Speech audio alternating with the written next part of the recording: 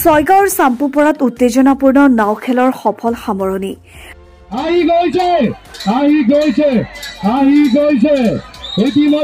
ৰাজ্যৰ পাৰ ভঙা উৎসাহৰ মাজতে নাও খেলৰ চূড়ান্ত খেল খেলিলে বন্দে ভাৰত বনাম ৰাজমাতা নামৰ খেলুৱৈ নাও। বেলিমাৰ যোৱাৰ পিছতো হাজাৰ হাজাৰ ৰাইজে মোবাইলৰ ফ্লাছ লাইট জ্বলাই উৎসাহ উদ্দীপনাত মত্ত হৈ পৰে।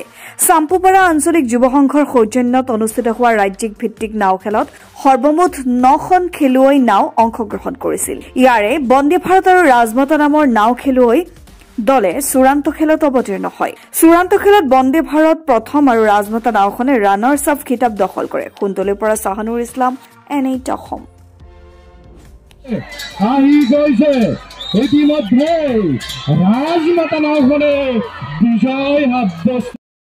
নাওখেল প্ৰতিযোগিতাৰ এবাৰ আমাৰ অষ্টমবাৰ নাওখেল সদৌ কমিটিত পাতিছিলো। আমি এই নাওখেলত আপোনালোকক অসমবাসীক জনাবলৈ পাই সুখী হৈছো। এই নাওখেলৰ জৰিয়তে আমি এক ডকুমেণ্টাৰী প্ৰস্তুত কৰিছো, যি ডকুমেণ্টাৰীৰ জৰিয়তে অসমৰ ছাত্ৰ ছাত্ৰীয়ে অসমৰ কলাকৃষ্টি নাওখেলৰ বিশদভাৱে জানিব পাৰিব।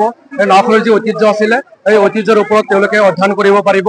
এইবাৰ নাওখেলৰ আমি প্ৰথম পুৰস্কাৰ হিচাপে 1,11,111 টকা আৰু ৰানাৰ্ছ আপ অৰ্থাৎ দ্বিতীয় পুৰস্কাৰ হিচাপে 77,777 টকাৰে আমি পুৰস্কৃত কৰিম। অনাগত দিনত চাম্পুপাৰা যুৱ সংঘৰ এই প্ৰচেষ্টা অব্যাহত থাকিব। এই নাওখেল আমাৰ অঞ্চলৰ এক পৰম্পৰা। অনাগত দিনতো আমি এই নাওখেল আৰু পাতিম বুলি আমি আশাবাদী। ৰাইজৰ সহায় অবিহনে এই নাওখেল অনুষ্ঠিত কৰাই যি বিশেষ ব্যক্তিসকলে আমাৰ লগত সহযোগ কৰিছে তেওঁলোকক আমি ধন্যবাদ জ্ঞাপন কৰিছো। আৰু ৰাইজৰ যি অভূতপূৰ্ব সঁহাৰি অনাগত দিনত আমি আৰু ভালকে সঁহাৰি পাম বুলি আমি আশাবাদী।